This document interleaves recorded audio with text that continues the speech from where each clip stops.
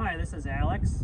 I work in the service department at A&W Tractor, and today I'm going to give you a runaround or rundown of a D19 gas tractor. If you just bought an Allis-Chalmers Gas D19, this is what you need to know. So first, I'm going to cover lubrication points, fluids, and then eventually the operator controls of a D19. So, as an overview, the Allis-Chalmers D19 was introduced in December of 1961 and produced until 1964. The gas version you see here is 71.5 horsepower on the PTO, and it's 64 horsepower on the drawbar. As you can see here, it's a rather large tractor. It's the second largest in the D series of tractor. They're very sought after and collectible, not to mention they're still good for using on farms or whatever chores you might ask of it. This gas engine is a 6-cylinder, 262 cubic inches, originally a Buda engine design. It has been modified by Allis-Chalmers and is of the model G262. So you can see this tractor has a wide front end. The rear rims are non-power shift. They are just the normal double bevel rim. And I guess that's it for the overview. So as far as the lubrication points here, we start at the front end. So the wide front consists of two front tires spaced wide apart, usually in line with the back tires. There are several grease points on the front end here. You have a grease zerk on each spindle, usually on each tie rod end, and there is usually a grease zerk somewhere on the front pivot pin right here, you can see. There are multiple grease zerks on the 3-point hitch or snap coupler hitch here, as we'll eventually get to on the back. No grease zerks on the brake pedals, no grease zerk on the clutch pedal, no grease zerk on the seat suspension, and I don't believe there's grease zerks on the steering shafts, at least not from the factory. If your U-joints have been replaced, sometimes there is a grease zerk in the cross of the U-joint. Onto the fluids section here. Starting from the front, we have the radiator, of course. This radiator cap is where you check the level and fill. On the diesel tractors, the normal green antifreeze coolant is just fine. Preferably mix 50% with water, distilled water if possible. The coolant level should be filled until the level is 1 inch below the bottom of the radiator neck. That is the ideal level. Over the cores and not too much in that it will overflow once the tractor warms up. The coolant has two drains. The first drain is at the bottom of the radiator behind the grill screen right there. It's a petcock. The second drain is on the engine block. I believe it is. On this tractor, it's right behind the carburetor. There's another petcock right there. When changing coolant, it's important to get all of the old coolant out. I recommend doing a coolant flush with water, run up to operating temperature, and then drain it all out. That seems to keep the contaminants in the cooling system suspended in the coolant if you drain and flush while the engine is still slightly warm. So underneath the radiator, we have the front steering gearbox. That acts as the reservoir for the power steering system. You can see this tractor has a power steering pump above the alternator.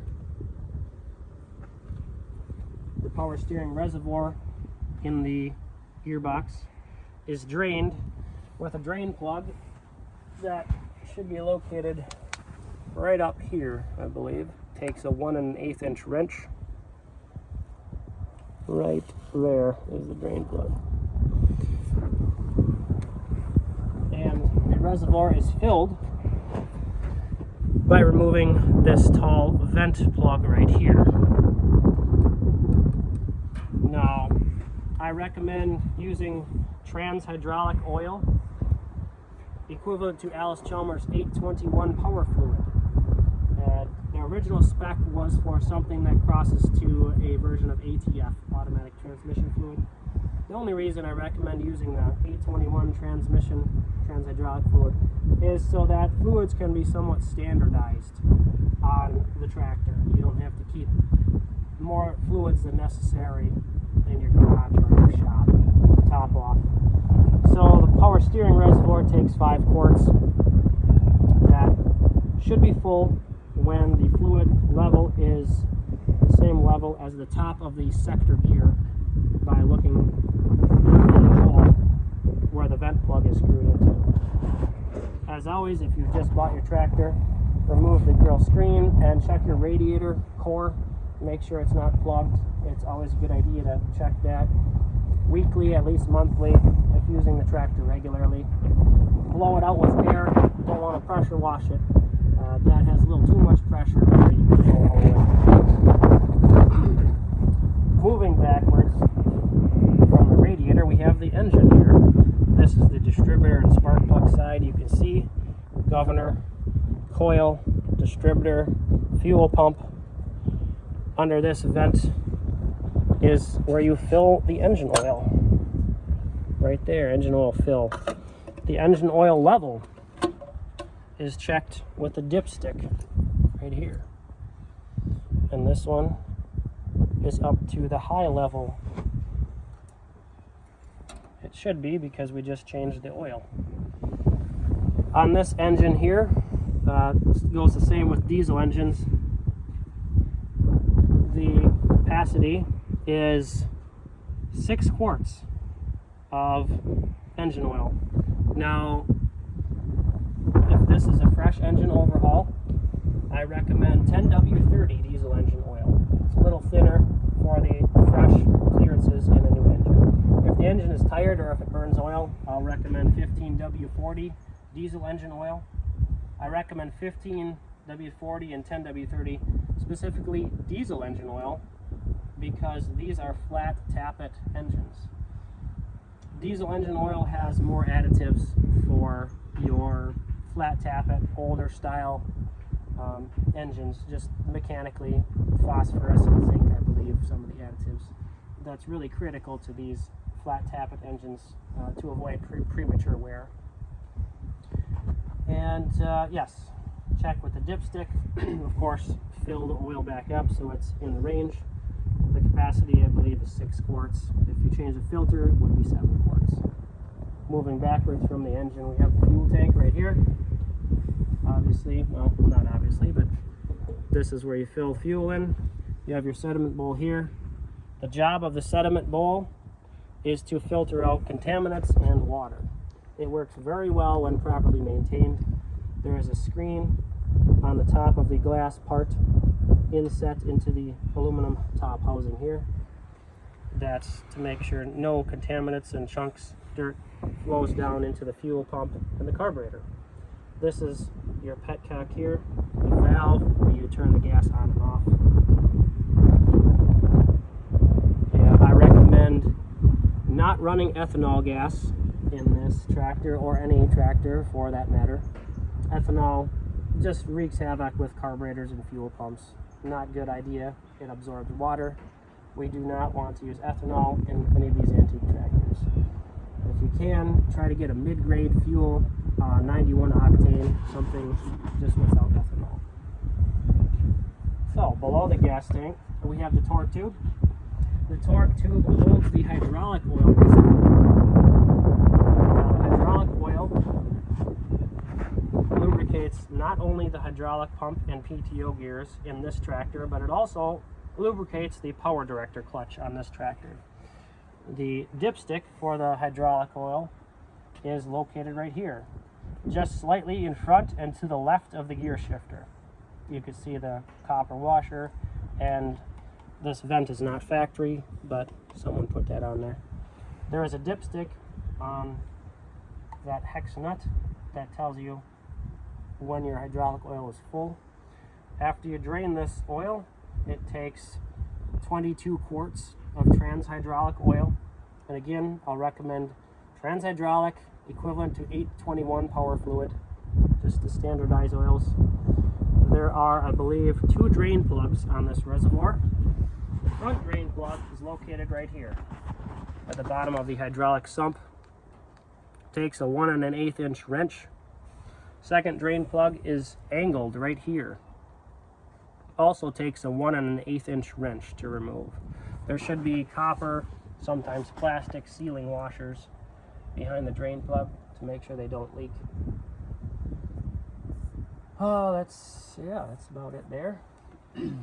So, moving past the hydraulic oil reservoir, we come to the transmission and rear housing here. The transmission, rear housing, differential is all in the same oil reservoir. You can check that oil reservoir with this dipstick right here, located to the right side of the gear shifter. That one is easily removable with a half turn. And you can see the oil should be in that range to be full. This is also where you fill the transmission differential oil. You should use trans hydraulic oil, again, equivalent to Allis-Chalmers 821 power fluid. And that oil and the hydraulic oil is the same oil. The reservoirs are separate, just to prevent contaminants from flowing from one reservoir to the other. So there are 2 drain plugs for the transmission reservoir on a D19. First drain plug is located on the left side. Oh boy, it's going to be hard to see. Right where my pointer is pointing right here. Also takes a 1 1/8 inch wrench. The second drain plug is located on the rear of the tractor.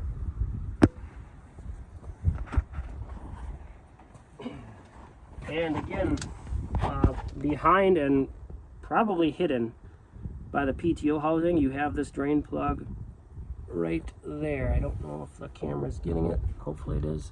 Also takes a 1 1/8 inch wrench. So make sure both of those are drained out before you put new fluid in. And that again takes 32 quarts of trans hydraulic fluid. There is one, probably 2, let's call it 2 different reservoirs that I have not covered yet. They lubricate the final drive gears or the bull gears. You have 2 of the same reservoir, 1 on each side.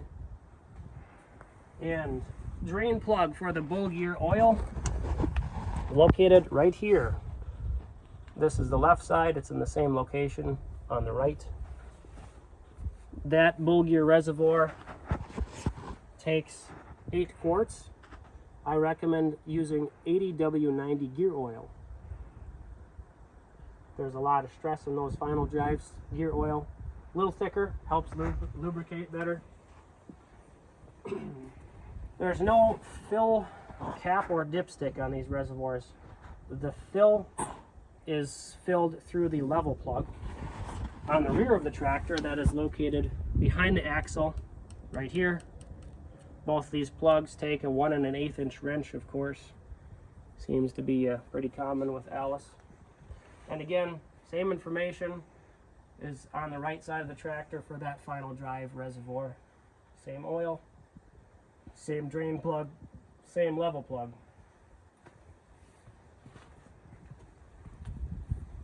So I believe that concludes the lubrication and oil section here of the video. Now we're going to move on to the controls of a D19.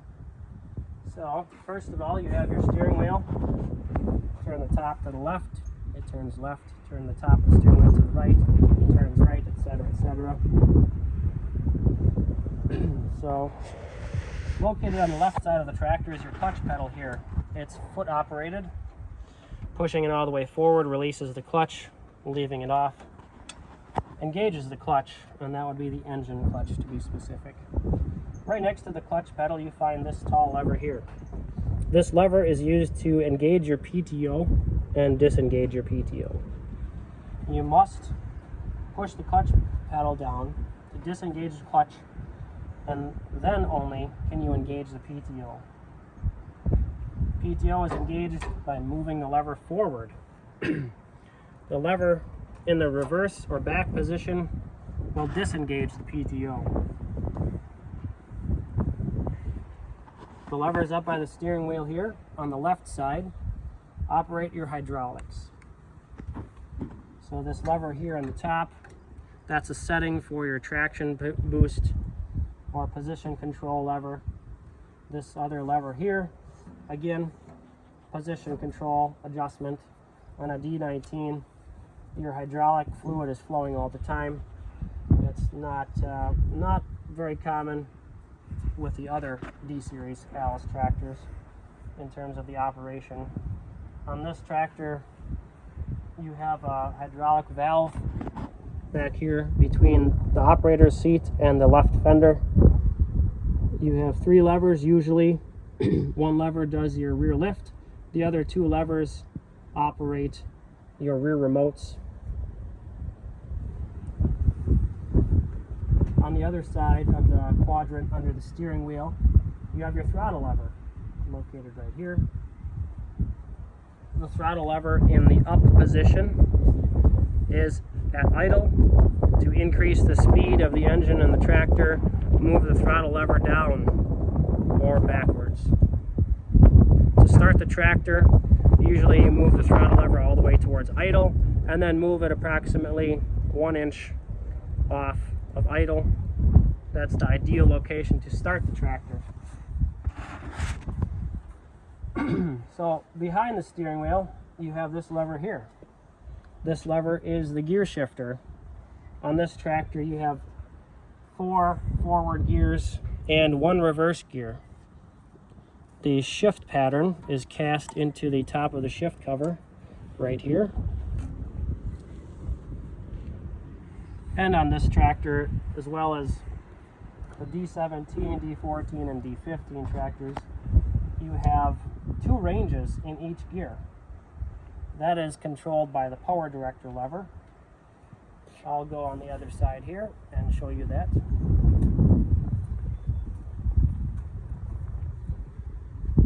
So when in each gear, you have this lever here, power director lever. It's shifted anytime, whether the clutch is disengaged or engaged.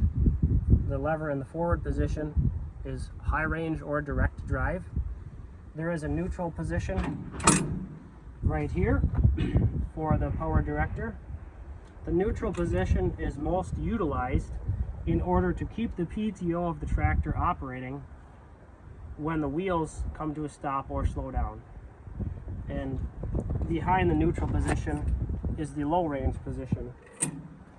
And this lever should snap over center with significant force, both back and low, and then ahead in high or direct range.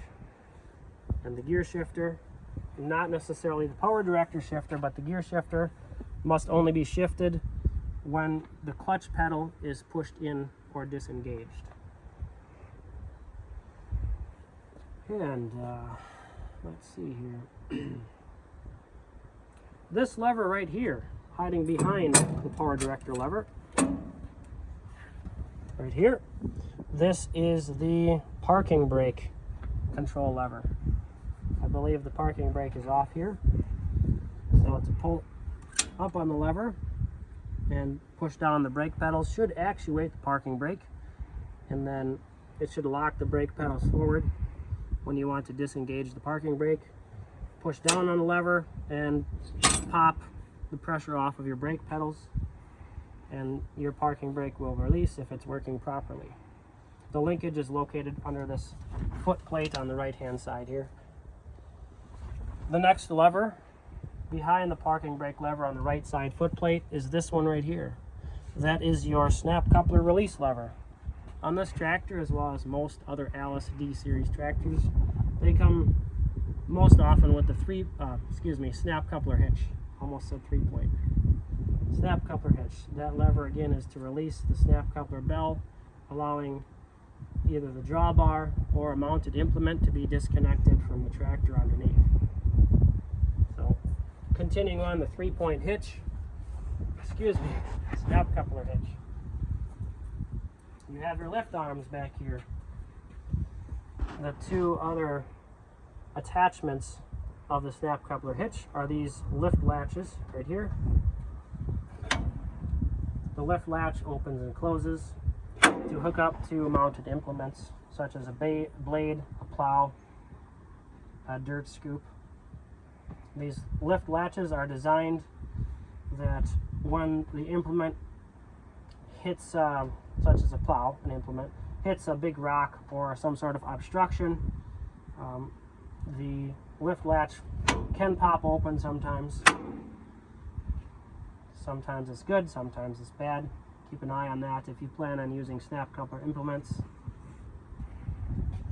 And to disconnect the drawbar, like I said, the disconnect lever is on the right-hand foot plate. There are two other pins that hold this drawbar onto the tractor, located right here and over here on this side as well. There are multiple holes for adjustment height on the drawbar. I've never really had the need to change that adjustment myself. And one more adjustment that I'll go over here, I guess, is the seat suspension. This is the seat shock, part of the suspension. There is a slotted adjustment here for different weights of operators, or to give different cushion if you're going over really bumpy ground. The seat here is made to hinge forward. If the tractor's stored outside, it's really good to tip that up so it doesn't catch rain. On the right side of the seat on this D19, you have your toolbox, handy for storing tools. So let's cover the instrument panel, and then I think that will wrap this video up.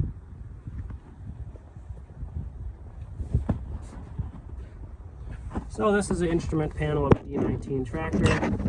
You have your key switch. This is a push button start switch here. Down here is your light switch. Turns all the lights on and all the lights off at the same time. This is an auxiliary switch for some reason. No, that's the choke cable. Choke cable right there. This light down here, most times it doesn't work anymore 60 years after these tractors were made. The light indicates low pressure in the hydraulic oil filter pump circuit. This is a light to illuminate your instrument panel at night. Your amp gauge is in the upper left. Oil pressure gauge for the engine is at the middle left. Coolant temperature gauge upper right. And this gauge here that's rusted out is the traction booster gauge. Not too useful for operational purposes these days, but can be bought new if you're restoring the tractor and you want all gauges to be looking nice or brand new. And the big gauge at the bottom is your tachometer, or operation meter as the parts book calls it. It indicates ground speed of the tractor in every gear, and also indicates what RPM your engine is running and the PTO is turning at. It also counts how many hours are on the engine or tractor here, with the indicator just below the needle. And the last gauge is not on the instrument panel. It is in fact in front of and above the steering wheel. That is your fuel gauge. So, again, this is a Allis-Chalmers D19 Gas Tractor, made from 1961 to 1964. They also come in diesel version. This is a gas version here. And that pretty much wraps up this informative video on a D19. The last item I would like to inform you about is if you ever need parts for this tractor. A&W Tractor is in Wisconsin. We have a lot of parts new and used for Allis-Chalmers. If you ever need parts, it's very important to know your tractor's serial number. On a D19, the engine and the tractor serial number are not on tags. They are not riveted to the tractor. They are in different spots on the tractor. On the rear of the tractor, just behind the seat suspension, is the tractor serial number. Starts with D19. And this one is a 1351 something. That is the tractor serial number. Whenever you call for parts, make sure you have that number handy. There are many serial number breaks on Allis-Chalmers tractors. The gas engine here in this tractor also has a separate serial number. It is located behind the distributor, just below the head gasket. Very hard to see here. Starts with G and has numerical digits after the letter G there.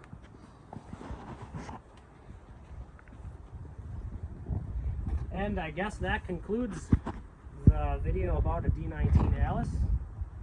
Maybe I should mention tire pressures. Front tires should be pressurized up to 32 psi, maybe 40 psi depending on if you have a bigger than stock tire size. The rear tires, 15 psi is what you should air them up to. And this is again Alex from A&W Tractor. Thanks for watching, and we'll see you next time.